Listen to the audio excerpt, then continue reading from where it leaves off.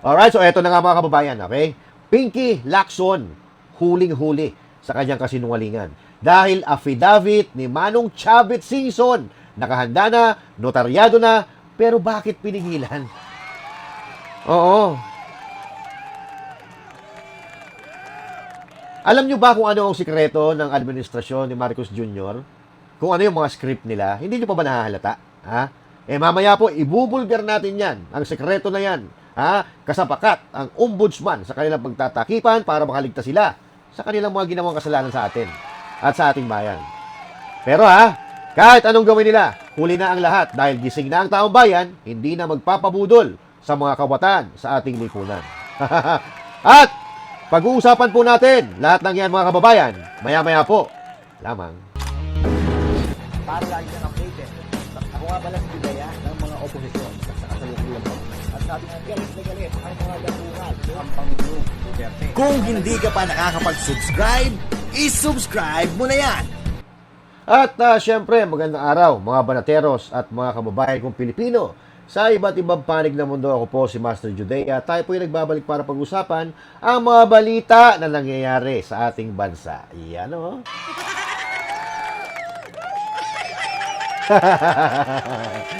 Okay.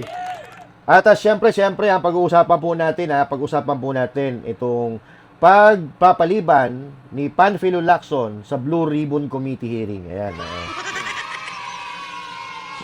Huling-huli ito, mga kababayan, Huling-huli dahil alam naman natin na kapag sila ang nagpapatawag, pag hindi ka dumating, abay, sumpi na nakasunod niya. Pero, pag alam nila na sila ay tatamaan doon sa magiging testigo, magiging resource person, hindi nila pinapayagan. Kumbaga, gumagawa sila na mga kapamaraanan para hindi matuloy yung hearing. Di ba? So, may mangyayari sana, May magaganap sana na hearing dyan sa Blue Ribbon Committee sa April 14. Pero, mga kababayan, postpone po yan. Ito nagpaliban.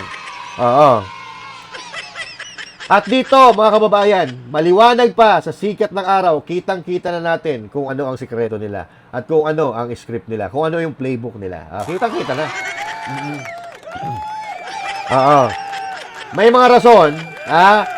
mga rason, kung bakit nandyan sila sa mga ahensya na yan. Kung saan dadaan yung mga hearing, dadaan yung may kinalaman sa mga kasukasuhan. Di ba? May mga tanim na dyan Pero, bago po tayo magsimula, huwag kakalimutan na mag-subscribe sa ating channel, mag-follow sa ating FB page, at syempre huwag kakalimutan na mag-share, mag-comment, at mag-like sa ating mga video na ina-upload. Syempre, di ba? Totoo yan. So, araw pala nagkagitingan kahapon. So, maligayang, belated, maligayang kaarawan ng pagunita sa ating mga magigiting na sundalo na nakipaglaban para sa ating bayan. Okay, palakpakan natin yan. Okay.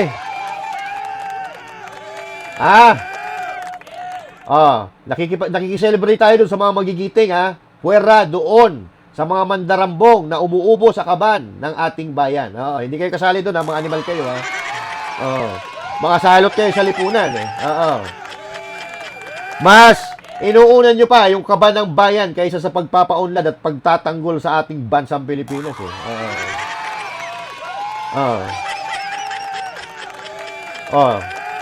Diba? Nasaan na ba tayo ngayon sa kakanakaw ng mga animal na yan? Diba? Nasa kangkungan na naman ang Pilipinas sa kagagawan ng mga gunggong na yan. Okay? Pero magpasalamat tayo kay BBM, Magpasalamat tayo. Kasi dahil ngayon, wala na pong traffic sa EDSA.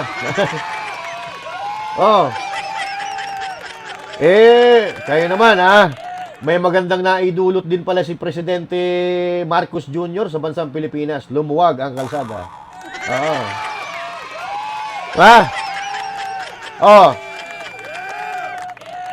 Yung mga taong may sasakyan, nag-commute na lang sa sobrang mahal ng gasolina. At least, di ba? at least, yung kahinaan at kawalang solusyon ng gobyerno ni Marcos Jr., meron tayong positibo na nakita. Oo. Tayo na, nawala yung traffic no? Ito pa, meron pa. Nakikita naman natin yan Yung mga driver.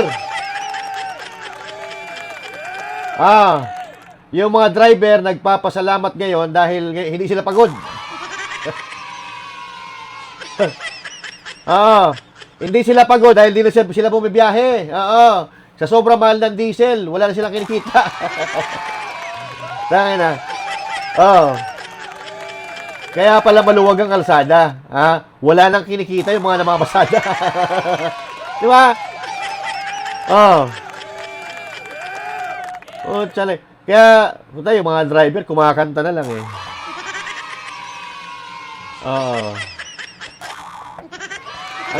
may nakita ko kanina, pinost ko Nagpasalamat sila kay Bongbong Marcos Kasi dati driver sila, ngayon tambay na. Driver tapos tambay na, no? Ano kaya ang susunod na mariresolba ni Marcos? Ganyan. Di ba? So, siguro, yung mga tao, di na magrereklamo sa gutom, no?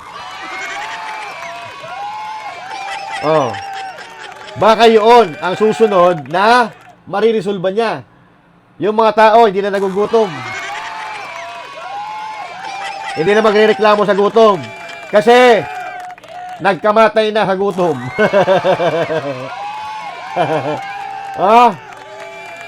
Okay. Sige na nga. Huwag na tayo magpatumpik-tumpik pa. Basta at least kahit paano, may magandang nangyari sa pagka-week ni Marcos Jr. na wala yung traffic. Ang mahal ng gasolina at diesel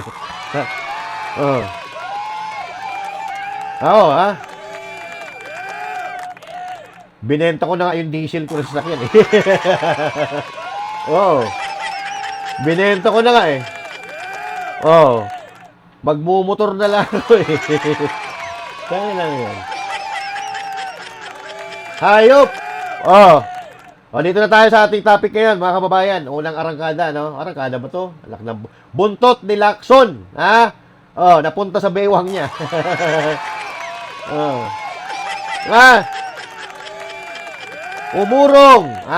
Umurong ang bambolyas ni Lacson kay Chavit Singson.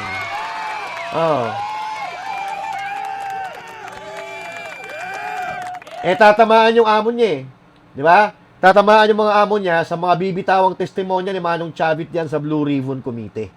Di ba? Kaya dahil diyan, hearing pinagpaliban.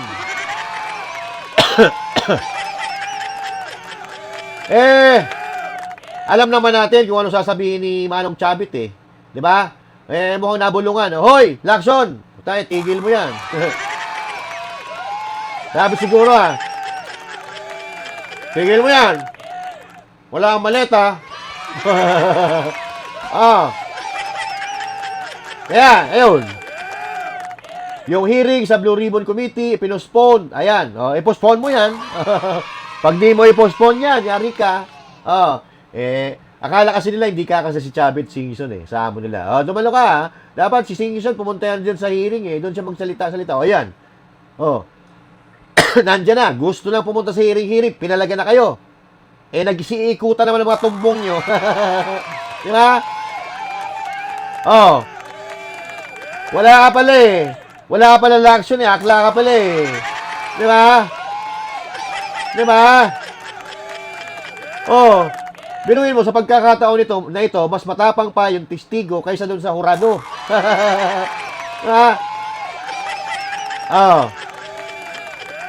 Di ba? Nag-iimbestiga, umatras doon sa resource person. Ano to? Lokohan ba to? Okay. Pero, mga kababayan, ang totoo talaga dyan, ipinagpaliban yan dahil yung mga amo nila, yung mga mastermind, tatamaan. Ano daw yung rason?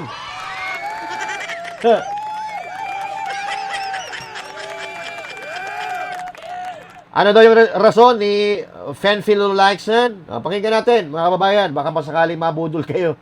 Ayan Pakingge, Hindi pakingge. na muna itutuloy ng Senate Blue Ribbon Committee ang pagre-resume sana ng hearing sa April 14. Kaugnay Ito lang gustong patawag doon eh. Rob, ang katanungan ko, ano po masasabi niyo regarding kay sa kanila? Wala muna. Pagdadasal ko siya.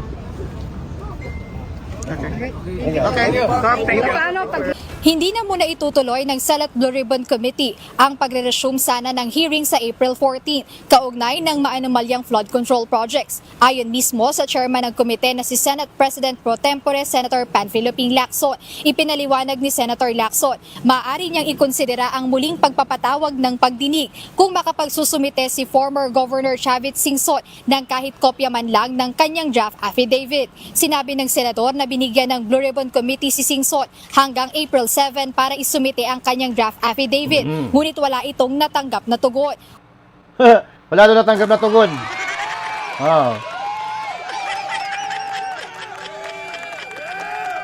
Naniwala kayo kay Lacson? Ha? Naniwala naman kayo? Oh, galing, no? Wow na. Wow na wow! May rason. Pero ang rason ni Lacson, kung tatanga-tanga ka, mapapaniwala ka. Oh. Ito ang problema, no? Pag ikaw, halimbawa, pinatawag ka, pinatawag ka, hindi ka pumunta. Ang susunod diyan, ipapasubpina ka nila. Di ba? Pero sila, yung nakakatawa, kapag sila, yung umaatras sa usapan, na nakakasana, aba, wala, ayos lang sa kanila. Paliwanag lang, okay na. Di ba? Oh. Ganyan po tayo ginagago ng mga animals na ito. O, ano sabi ni Lacson? Hindi daw nagbigay ng affidavit si Singson. So ito, makinig ka Lacson, sinungaling ka talaga. O, ito, pakinggan mo. Gov, update na lang po sa affidavit na pinasusumiti sa iyo ng Senado. Dala ko noon, pero alas 9 pa lang, pinigil na ako eh. Ang sabi sa akin, pupunta ako doon sa alas 7, hanggang alas 5 ng ang hapon. Alas 9, may sulat na hindi matutuloy. So wala po akong kasalanan doon, nakahanda po ako. Nandun po ang affidavit ko. Ibibigay ko anytime na hihingin ni Senator Lacson. So babalik ka po ba ng Senado? Babalik ako. Gusto ko pumunta. Sila pumigil eh. Ano po ang dahilan? Bakit hindi tinuloy? Yung committee raw. Pero yung affidavit na sinasabi, nakahanda ako. Nandun ako sa malapit lang sa Senate. Nag-aantay lang ako ng oras dahil alauna naman sila pupunta. Alas 9, dumating na yung sulat na hindi matutuloy. Oh! Lacson! Ano? Sagot. Oh. Akala ko walang binibigay na affidavit. Oh. Maliwanag pa sa sikat ng araw, oh. Kay Chavit Singson, nanggaling na mismo. Pinigilan nyo pala. Bakit? Oh. Ang usapan, mga kababayan, pinapupunta si Manong Chavit April 7. Ha? Mula alas 8 hanggang alas 5 ng hapon. Pero alas 9 pa lang, may na-receive na siya na text na hindi daw tuloy ang hearing. Wow! Puta! Nadali na naman tayo. Ha? Natatandaan nyo yung nangyari kay, yung nangyari dati? Yung dapat magsasalita din si Saldico, di ba? Diyan sa Blue Ribbon Committee. Ang sabi ni Saldico, binigyan daw siya ng script na babasahin. Hindi tinanggap ni Saldico, kaya hindi siya pinayagan na magsalita. Kasi, papayagan si Saldico na tumistigo kung susundin yung mga bagay na gusto ng komite na kanyang sasabihin. Pero sabi ni Saldico, hindi. Sasabihin ko yung tunay na nalalaman ko. Kaya ang nangyari, hindi na siya natuloy. Kaya noong araw na yon, naglabas si Saldico ng napakabibigat na mga statements. Di ba?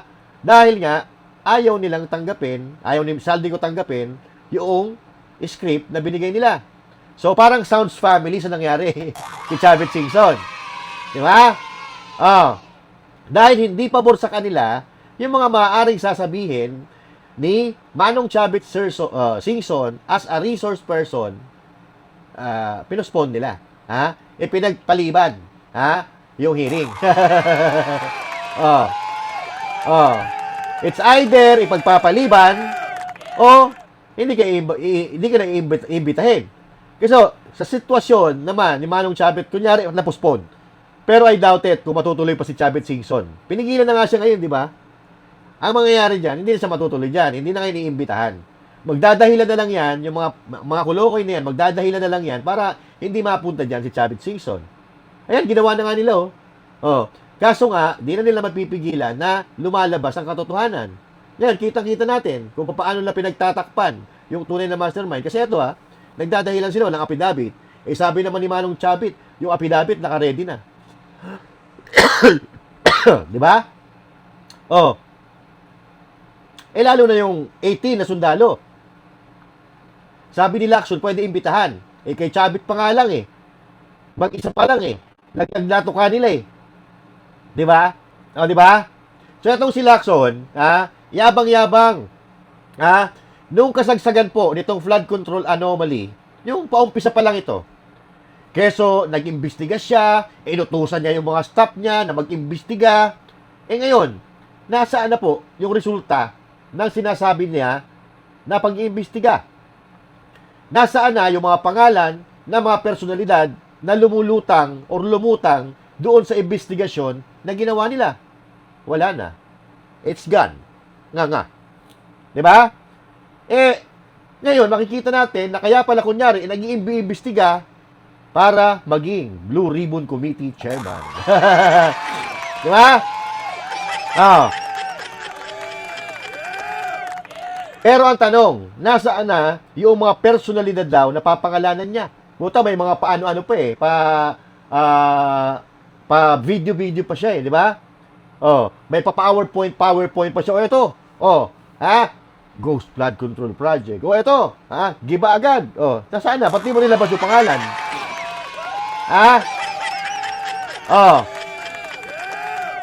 May nabanggit na ba siya ni isang pangalan doon sa inimbestigahan nila? Wala. Nga. Eh, ang ginagawa niya ngayon, wala na naniniwala. Yung mga sinasabi niya, tulad dito. Una nang nabanggit ng senador sa mga nakaraang interview na personal na nagpahayag si Singson ng pagnanais na magbigay testimonya sa pagdinig ng komite kaugnay ng kontrobersyal na mga proyekto kontra baha.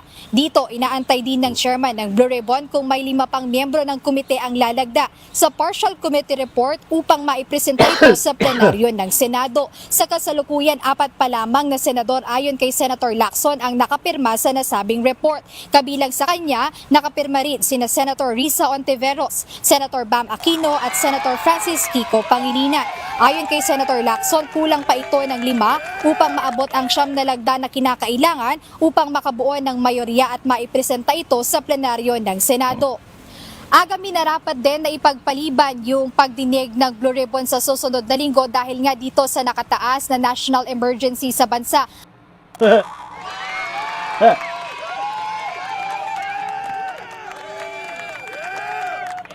Anak ng tokwa talaga. Ginamit na naman yung crisis ng bansa. Ikaw, Lacson, manang-mana ka dyan sa amo mo. Pare-parehas ang script ninyo. Ginagamit yung sitwasyon para malihis sa tunay na issue. Diba? Ipopostpone yung hearing sa Senado dahil tatamaan yung kanyang amo.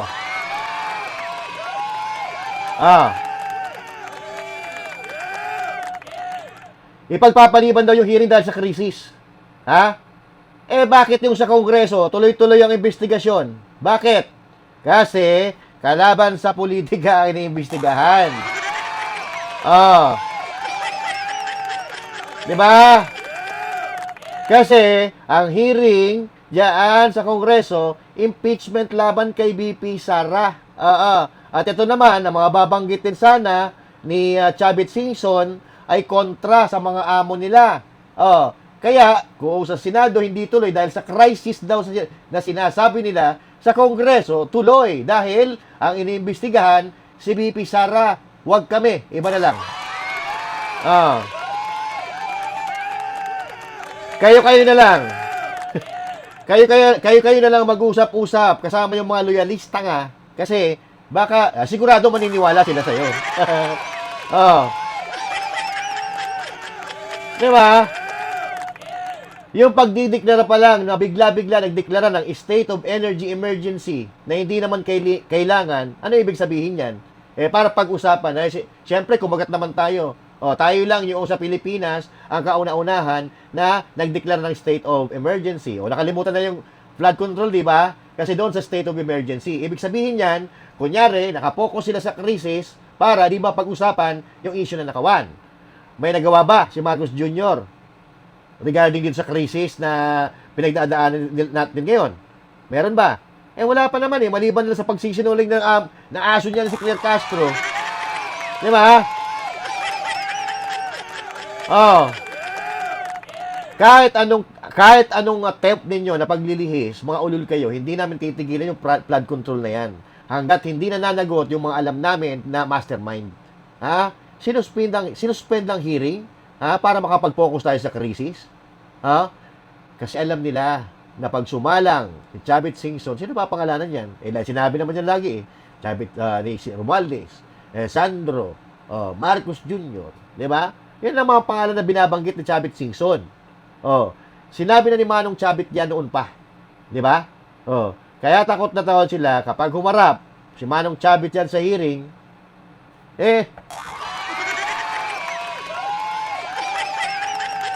masasabi talaga yung amo nila. Ito. Ha?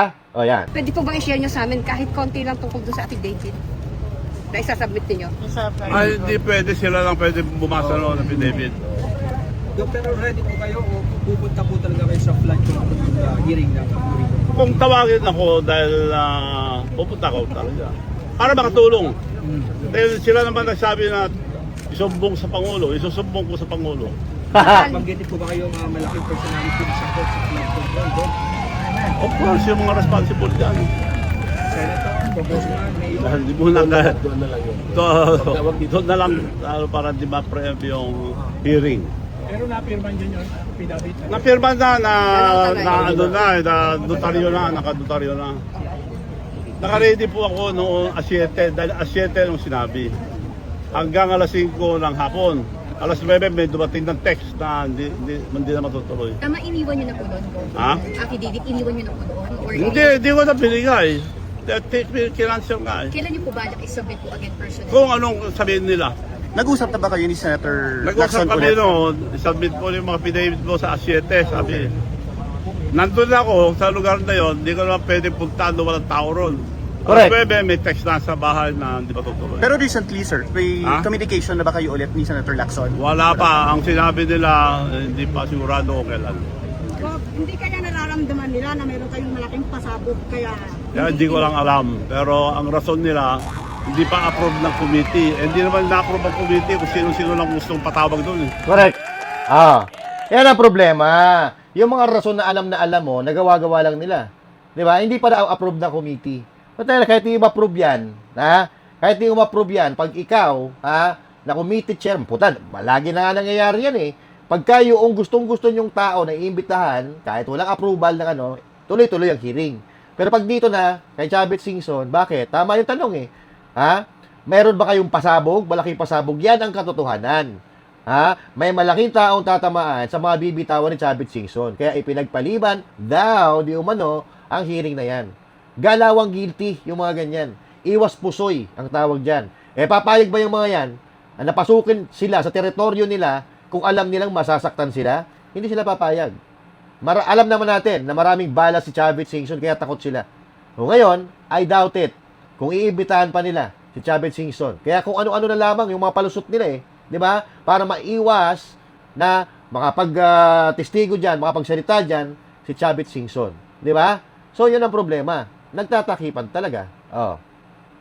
Ano pa? Ito pa. At bukod dito, binanggit din ni Senator Lacson na kinokonsidera niya na maghain ng chairman's report kaugnay nitong issue ng kontrobersyal na flood control projects at isumite ito sa Office of the Ombudsman kasama pa yung mga dokumento, transcript at iba pang mga ebidensyang nakalap sa mga nakaraang pagdinig ng komite.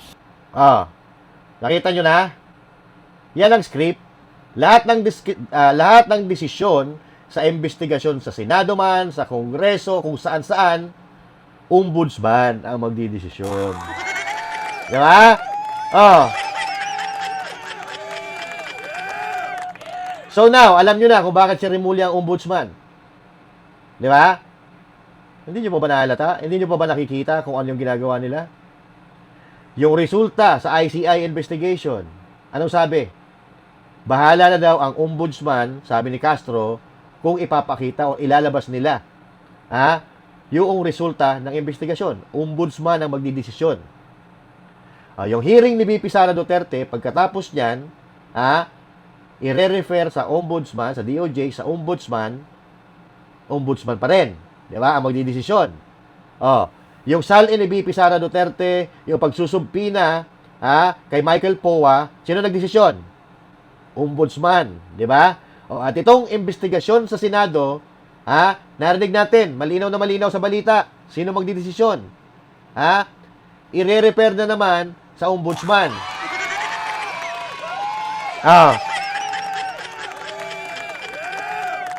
So, ombudsman ang nagdidesisyon ngayon sa lahat na nangyayari sa Pilipinas. Di ba? So, kaya nakakabahala itong administrasyon na ito. Wala nang check and balance. Kasi lahat ng ahensya ng gobyerno, may mga, lalo-lalo na yung sa pag-iimbestiga, lalo na may kinalaman sa pagpapatupad ng batas, hawak na po nila eh. Kongreso, Senado, Ombudsman, sa kanila na eh. Kaya pag-asa ng bansa natin ngayon, kaya mga panahon nito, Korte Suprema. Kasi, yung may mga kasalanan dyan, nakikita naman natin, pinagtatakpan nila. So, mga yung walang kasalanan, pinagtuturo nila, yun ang napaparusahan.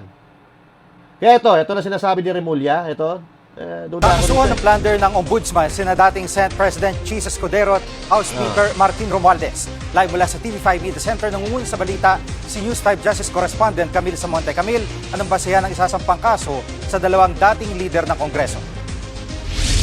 Jiggy, ayon kay Ombudsman Boyeng Remulla, lumalabas sa kanilang investigasyon na nagsabwatan umano sina dating Senate President Chis Escudero at dating House Speaker Martin Romualdez sa pandarangbong. Kaugnay pa rin niya ng flood control scam. Sa Mayo, nakatakdang isampa ng Ombudsman ang kaso sa Sandigan Bayan. Bukod sa pagkakadawit ni Escudero at Romualdez sa flood control scam, posible rin daw na nilabag nila ang batas sa pagbuo ng 2024 at 2025 national budgets. Okay, so yan, mga kababayan.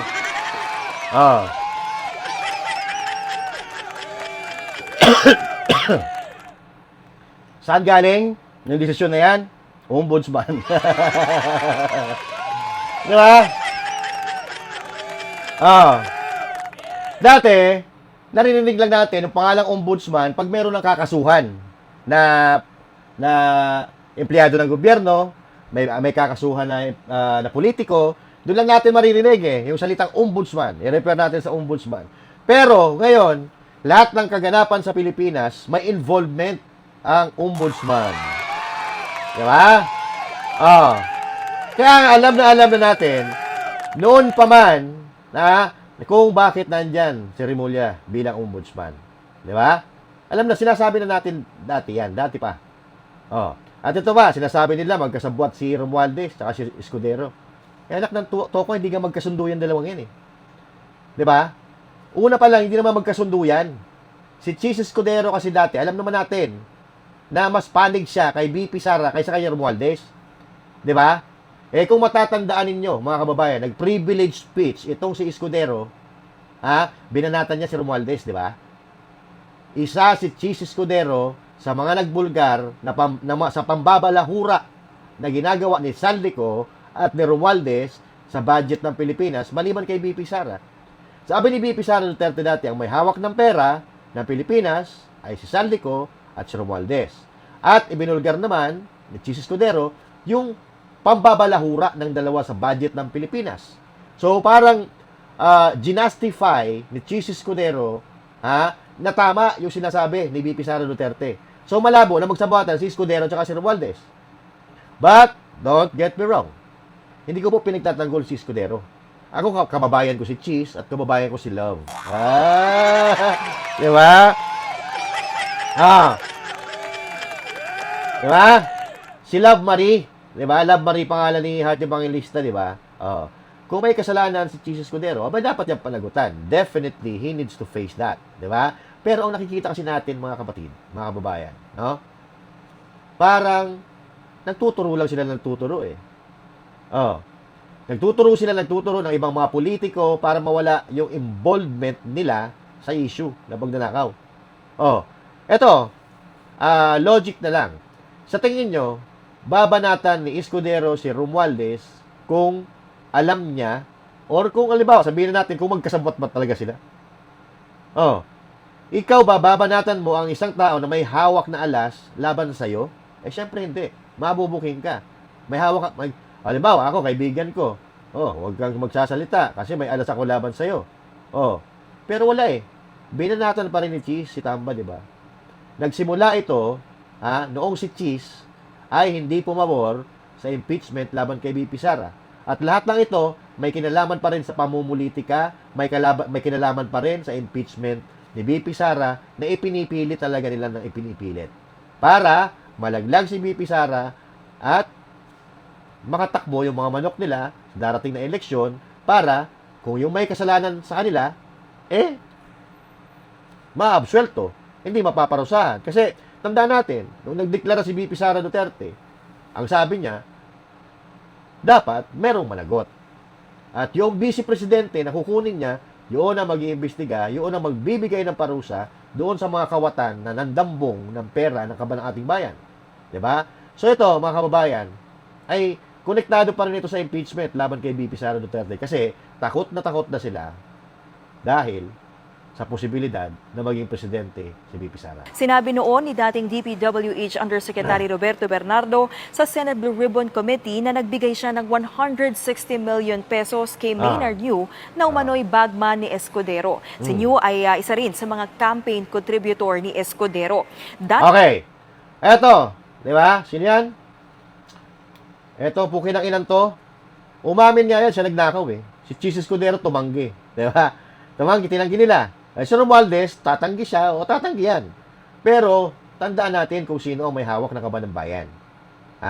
Sila Alcantara, o ito si Bernardo, nagsiamin yun, nagsoli pa ng pera yan, di ba? So, ibig sabihin, nagnakaw talaga sila.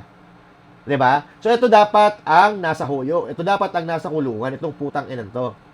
Di ba? Pero bakit naging state witness yan? Alam mo na. Di ba?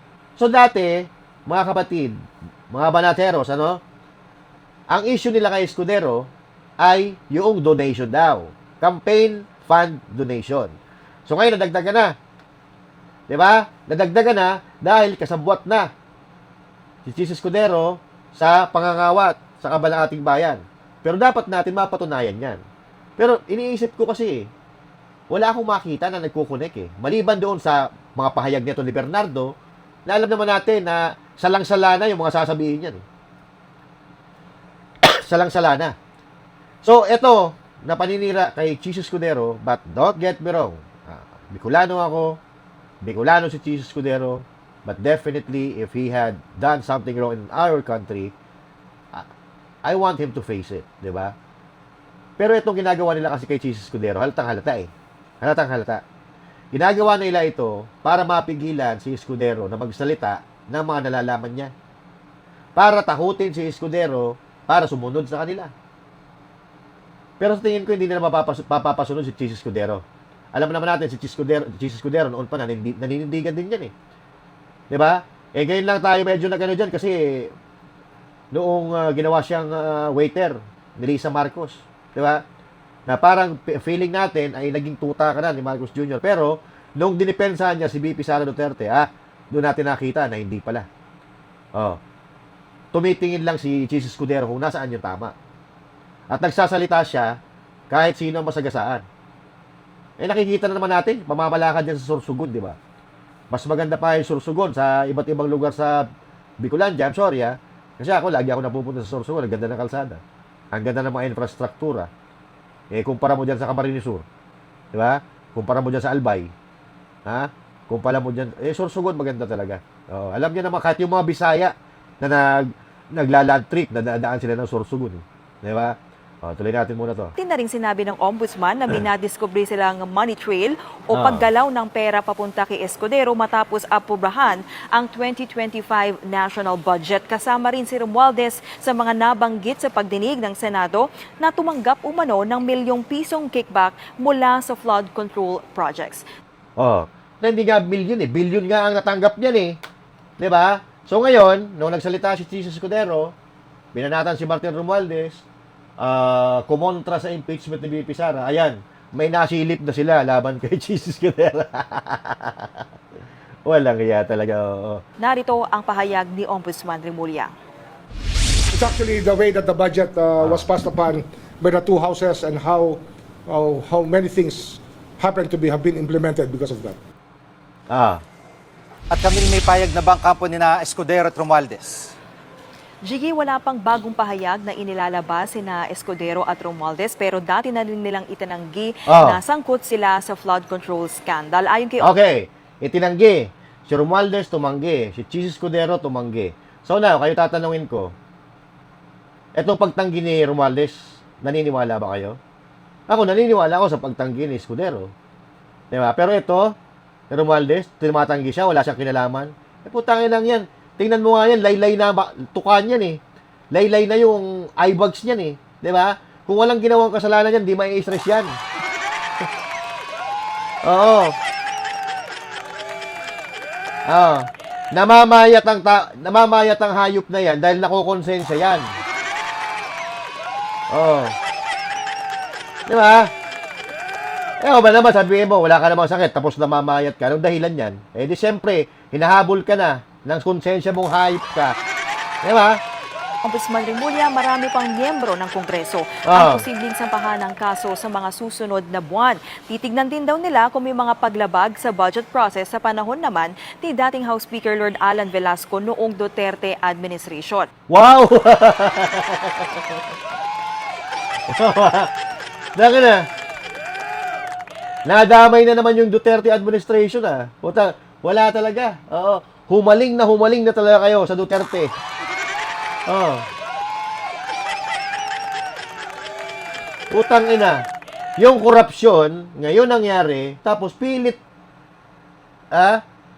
isinasaksak ang pangalang Duterte. Hoy, gising!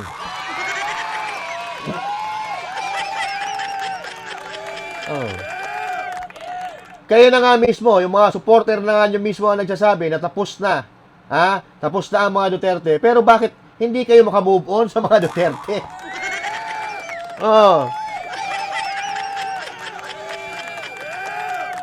Marcos ngayon, yan ang sisihin nyo. Tangina, yan nga, may history eh.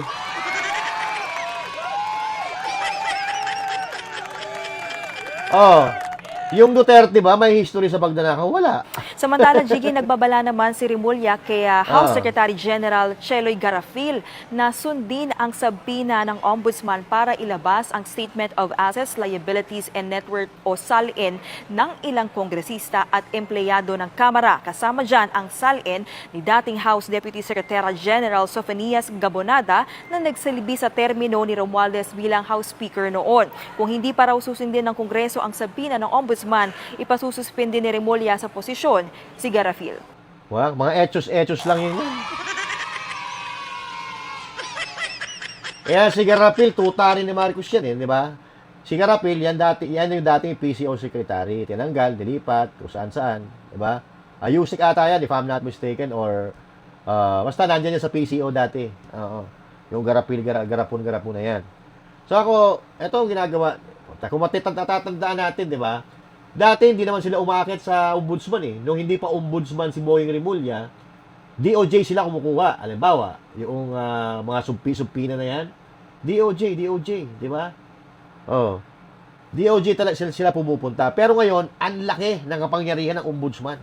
Alam naman natin na malaki talaga ang kapangyarihan ng ombudsman. Pero halos lahat ng kaganapan sa Pilipinas ngayon, may involvement ang ombudsman. Di ba? So ngayon, mga kababayan, dito natin makikita kung ano talaga yung mga pinagagawa nila. Kung paano nila laruin ang gobyerno, paano nila gamitin ang kapangyarihan para para sa sarili nilang kapakanan. Para mapabagsak nila yung mga kalaban nila sa politika na gusto nilang sirain ang pangalan. In this case, mga Duterte ang sinisira nila. Diba? Ang bibilis nila kumilos pagkasiraan ng mga Duterte. Pero pagkasiraan ng mga amo nila, ayan. Ipagpaliban natin yan. Diba? So, ganon, mga kababayan, ang nangyayari ngayon sa ating bayan. Nakakalungkot, pero yun ang katotohanan. Ang gobyerno ay ginagamit na kasangkapan para mapanatili sila sa kapangyarihan para hindi mapanagot yung tunay na may kasalanan at magtututuro sila, ipapakulong nila yung mga politiko na maaari na iniisip nila, makakalaban nila sa darating na panahon at magiging kakampi ng kanilang kalaban. Yan po ang galawang kriminal. Yan po ay galawang trapolitiko. Yan po ay mga galawan na Marcos. Diba? So, hanggang dito na lang muna. Magkita-kita po tayo muli, mga kababayan. And again, this is Master Judaism. Thank you. God bless you all. And to God be the glory. Magandang araw ng Biyernes po sa inyo lahat.